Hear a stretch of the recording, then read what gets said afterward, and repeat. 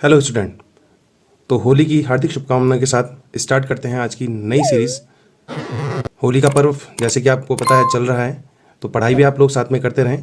आज हम विज्ञान की सीरीज़ कर रहे हैं। हमारा जो तीसरा चैप्टर है फिजिक्स के अंतर्गत, उसके बारे में हम आज क्विक रिवीजन सीरीज़ कर रहे हैं। जो हमारा तीसरा चैप्टर इसमें है वो है विद्युत, कि विद्युत धारा किसे कहेंगे, कि विद्युत आवेश प्रवाह की दर को विद्युत धारा कहेंगे। इसे आई द्वारा प्रदर्शित किया जाता है और इसका मात्रक एम्पियर होता है। इसे ए, कैपिटल ए द्वारा प्रदर्शित करते हैं। ये 2009 में पूछा गया है। विद्युत धारा का मात्रक क्या है?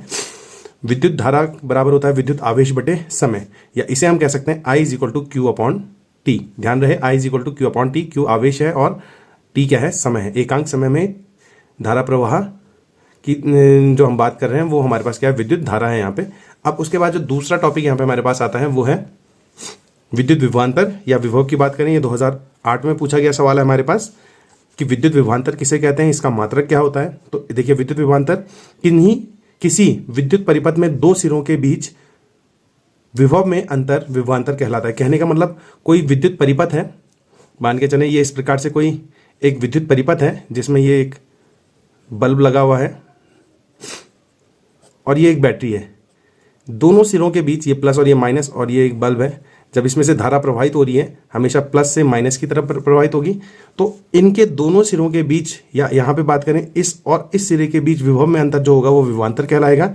इसको हम परिभाषित करें तो होता है कि किसी परिपथ में एकांक आवेश द्वारा एक सिरे से दूसरे सिरे तक जाने में किया गया कार्य विद्युत विभवांतर कहलाता है।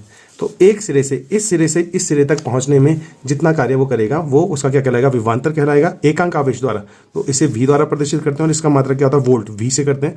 2011 और 2019 में ये पूछा गया है कि विद्युत विभव या विद्युत विभवांतर का मात्रक क्या होता है, तो इसका होता है वोल्ट होता है, और V is equal to W upon Q। अब जो तीसरा हमारे पास यहाँ पे है वो है विद्युत परिपथ। ये हमने जो डायग्राम बनाया है ये विद्युत परिपथ का है। हमारे पास यहाँ पे है कि किसी विद्युत धारा के सतत एवं बंद पथ को विद्युत परिपथ कहते हैं। विद्युत धारा इसमें इधर से ऐसे करके बहने पे लगी हुई है, तो ये बंद पथ कहलाएगा, क्योंकि धारा लगातार इसमें बहने पे लगी हुई है। लाइट जैसे अभी आप देख रहे होंगे कि लाइट के कारण ही हम पढ़ा पा रहे हैं यहाँ पे। तो विद्युत परिपथ पूर्ण होने के कारण ही क्या हो रही है? विद्युत धारा इसमें सतत और बंद परिपथ में प्रवाहित हो रही है, तो इसे विद्युत परिपथ कहेंगे। अगला हमारे पास है, देखिए कुछ दिए हुए हैं इसमें मान। विद्युत आवेश का मात्रक कूलाम होता है। क्योंकि बात कर रहे हैं, कूलाम होता है आवेश के प्रवाह की रचना इलेक्ट्रॉन के द्वारा की जाती है। किसी भी परिपथ में जितना आवेश बह रहा है वो उसमें इलेक्ट्रॉनों के प्रवाह की स्थिति को बताता है। इसे ई द्वारा प्रदर्शित करते हैं। किसको? इलेक्ट्रॉन को करते हैं। हम इलेक्ट्रॉन जानते हैं कि इसमें ऋणात्मक आवेश होता है और एक इलेक्ट्रॉन पर 1.6 इंटू 10⁻⁻19 कूलाम, सी मतलब कूलाम आवेश होता है। अब एक कूलाम का मान कितना होता है? ये 2014 में पूछा हुआ है कि एक कूलाम में कितने इलेक्ट्रॉन होते हैं। तो यहाँ पे हमारे पास एक कूलाम में होता है 6.25 इंटू 10⁻18 इलेक्ट्रॉन होते हैं, और इसे निकालने के लिए ये सूत्र होता है 1 coulomb is equal to NE plus minus में भी लेते हैं कई बार। तो N मतलब नंबर ऑफ इलेक्ट्रॉन्स वगैरह, इलेक्ट्रॉन पर आवेश कितना है यहाँ पे, ये इसको डिवाइड में ले जाएंगे तो ये हमारा इस प्रकार से आ जाएगा। होप सो समझ में आ गया होगा आपकी। देखिए नेक्स्ट है हमारे पास, विद्युत धारा मापने के लिए एमीटर का प्रयोग किया जाता है। 2017 में पूछा गया एक नंबर का सवाल कि विद्युत धारा को किस से नापा जाता है। तो ये एमीटर द्वारा मापा जाता है विद्युत धारा को, और विभवांतर को मापने के लिए वोल्ट मीटर का प्रयोग किया जाता है। ठीक है, विद्युत धारा को नापने के लिए अमीटर का प्रयोग किया जाता है और इसको हम क्या करेंगे? वोल्ट मीटर का प्रयोग इसमें करेंगे। अब इसी प्रकार से अगला जो हमारे पास है इंपॉर्टेंट है, जो पेपरों में पूछे जा सकते हैं या पूछे गए हैं।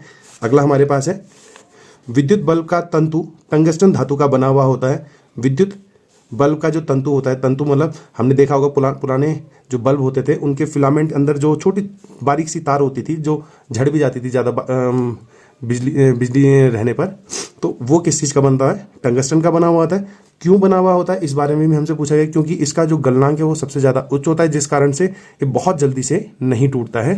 तो इसलिए इसका विद्युत बल्ब का तंतु किसका बनाया जाता है? टंगस्टन धातु का बनाया जाता है। देखिए नेक्स्ट है, बहुत ही मोस्ट इंपॉर्टेंट है हमारे पास, ओम का नियम। ओम का नियम 2016 में पूछा गया है, 2019 में भी, 2022 में भी पूछा गया और कई प्रकारों से हमसे पूछा गया है कि ओम का नियम क्या है। तो देखिए इस नियम के अनुसार, ध्यान रहे स्टूडेंट, जब भी हम इस प्रकार के सवालों को करते हैं तो हमें जो कोटेशन की बात कर रहे हैं, जो किसी भी परिभाषा या किसी भी व्यक्ति के द्वारा कहे गए वक्तव्य को दिखाते हैं तो हम इन्वर्टेड कॉमा के अंदर दिखाते हैं, और उसको हम क्या करें, ब्लैक पेन से शुरुआत करें या ब्लू पेन से, जैसे भी कर रहे हैं, परंतु उसको हम एक अच्छे से लिखें जिससे एग्जामिनर की नज़र उसी चीज़ पे पहले पड़े। तो देखिए क्या होता है, इस नियम के अनुसार यदि किसी चालक तार की भौतिक अवस्था में कोई परिवर्तन ना किया जाए तो तार के सिरों के मध्य विभवांतर उसमें बहने वाली धारा के अनुक्रमानुपाती होता है। अब इसकी भौतिक अवस्था का मतलब क्या हुआ, ना ही उसके ताप में वृद्धि की जाए, ना ही उसकी मोटाई बदली जाए, ना ही उसको लंबा किया जाए। तो यदि हम उसकी भौतिक अवस्था में कोई परिवर्तन नहीं करते हैं तो उनके दो सिरों के बीच का जो विभवांतर होगा उसमें से बहने वाली धारा के क्या होगा, अनुक्रमानुपाती होगा। अब ये V इज प्रोपोर्शनल टू क्या हो गया, I, और प्रोपोर्शनल का साइन हटाने पर यहाँ पे क्या आ जाता है, V is equal to IR। अब यहाँ पे एक R स्थिरांक है जिसे क्या कहते हैं, तार का प्रतिरोध भी कहते हैं। तो ये ध्यान में रखें कि ये तार का क्या है, प्रतिरोध का मात्रक है, कि ओम के नियम से हम तार के प्रतिरोध के बारे में ज्ञात कर रहे हैं कि एक ऐसी चीज होती है तार के अंदर प्रतिरोध जो क्या है, नियत रहती है हमेशा, जब उसकी स्थिति में कोई परिवर्तन नहीं कर रहे हैं। और यहाँ पे ओम के नियम में V इज प्रोपोर्शनल टू क्या होता है, IR की बात करें तो V proportional I and V is equal to IR हो जाता है। अब यहाँ पे विद्युत प्रतिरोध, देखिए प्रतिरोध का मात्रक क्या होता है, 2018 और 2022 में भी पूछा गया है। और इसी प्रकार से ये प्रतिरोध का चिन्ह क्या होता है, यहाँ पे हमारे पास ये देखिए ये प्रतिरोध का चिन्ह है, ये 2015 में पूछा गया है। तो ध्यान रहे कि इस प्रकार के सवाल भी पूछे जा सकते हैं। तो विद्युत प्रतिरोध, जिस प्रकार से घर्षण हमारे सामान्य रूप से बात करते हैं कि हमारे चलने की गति का क्या करता है, विरोध करता है, उसी प्रकार से विद्युत प्रतिरोध भी क्या करता है, चालक तार में से का वह कारक जो उसमें से बहने वाली धारा का क्या करता है, विरोध करता है, विद्युत प्रतिरोध कहलाता है। इसे R द्वारा प्रदर्शित करते हैं तथा इसका मात्रक ओम, ओम का नियम आप देख सकते हैं, ओम हमारे पास इस प्रकार से बना हुआ होता है, ओम है होता है, और इसका जो प्रतीक चिन्ह है ये होता है। क्लियर हो गया होगा बात। अब सबसे ज़्यादा जो यहाँ पे पूछा गया है कि विद्युत प्रतिरोध को प्रभावित करने वाले कारक बताइए, 2013, 2010, 2011, 2016, 2018 में पूछा गया सवाल है। तो इसको आप लोग ध्यान रखेंगे क्या करना है हमने। देखिए बहुत ही सिंपल सा है, 4 कारक क्या करते हैं, प्रभावित करते हैं विद्युत प्रतिरोध को। एक तो तार की लंबाई, यदि हम तार की लंबाई बढ़ाएं तो प्रतिरोध भी क्या होता है, बढ़ता रहता है। तो R प्रोपोर्शनल टू L होता है। अनुप्रस्थ काट का क्षेत्रफल, उसकी मोटाई की बात कर रहे हैं, यदि हम अनुप्रस्थ काट के क्षेत्रफल को क्या करें, उसका बढ़ाते हैं तो उसका प्रतिरोध क्या होता रहता है, कम होता रहता है, क्योंकि इलेक्ट्रॉन आराम से उसके अंदर क्या कर सकते हैं, गति कर सकते हैं। तार की प्रकृति, कहने का मतलब अधातु का प्रतिरोध सबसे ज़्यादा होगा, जैसे कार्बन हो गया, इनका अर्धचालक का उससे कम होगा, और सबसे कम जो इसका होगा वो क्या होगा, धातुओं का होगा, देख सकते हैं आप। एंड लास्ट हमारे पास है तार के ताप के अनुक्रमानुपाती होता है, अर्थात यदि हम तार का ताप बढ़ाते जाएं तो उसका प्रतिरोध बढ़ता जाता है, एक निश्चित स्थिति में उसका मान क्या होगा, बढ़ता जाएगा। तो ये 4 कारक हैं। पेपरों में कभी हमसे 2 कारक पूछे जाते हैं या 3, तो हमारे पास 2 कारक ऊपर वाले लिख दें, तार की लंबाई के अनुक्रमानुपाती होता है और अनुप्रस्थ काट के क्षेत्रफल के व्युत्क्रमानुपाती होता है। तो ये समझ में आ गया होगा आपके कि ये चीज़ें हमारे को कैसे करनी है और क्या क्या होगा इसमें। आप इतना भी लिखें, इनको ना लिखें तो कोई दिक्कत नहीं। ये मैंने इसलिए लिखे हैं क्योंकि इसके बाद जो अगली हमारे पास है वो है विद्युत प्रतिरोधकता।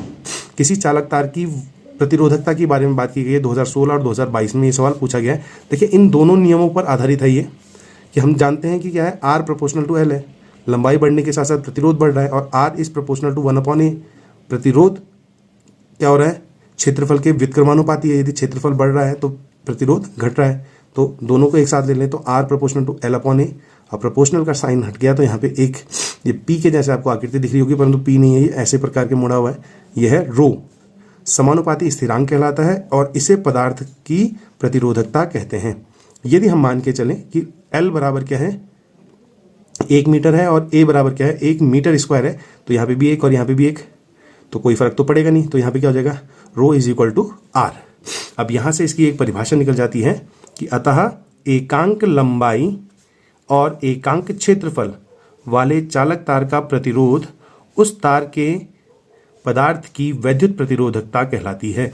यदि एकांक लंबाई हो और एकांक प्रतिरोध हो तो इस प्रकार के चालक तार का प्रतिरोध जो होगा वो उसकी प्रतिरोधकता कहलाएगी। और इसका मात्रक देखिए क्या होगा, यदि इसका मात्रक यहाँ पे देखें, इसका तो ओम हो गया, इसका क्या होता है मीटर स्क्वायर, और अपॉन में जाएगा मीटर, तो मीटर से मीटर कटाएगा तो क्या हो गया, ओम मीटर होता है। तो ध्यान रहे कि ओम मीटर किसका मात्रक होता है, विद्युत प्रतिरोधकता का मात्रक होता है। और आज की सीरीज का लास्ट सवाल जो हमने पिछले उसमें हमने बात की थी कि विद्युत बल्ब के तंतु में टंगस्टन धातु का उपयोग क्यों करते हैं। 2008, 10, 16 और 18 में ये सवाल पूछा गया है, तो इसलिए ये इंपॉर्टेंट है, मैंने इसलिए अलग से इसको लिखवा गया हुआ है।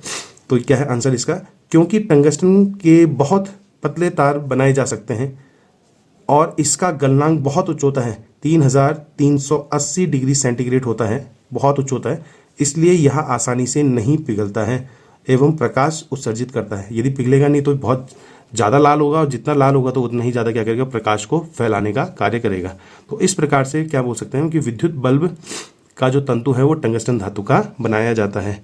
तो होप सो ये जो आधा चैप्टर अभी हमने केवल किया है इसमें वो आपकी समझ में आया होगा। आप लोग तो इसलिए लगे रहें। यदि आपको ये वीडियो अच्छा लग रहा है तो लाइक करें, शेयर करें और सब्सक्राइब ज़रूर करें, जिससे आने वाले समय में भी ऐसे वीडियो आपके लिए बना करके भेज पाऊँ। तो मिलते हैं आपको नए वीडियो में। Okay, bye.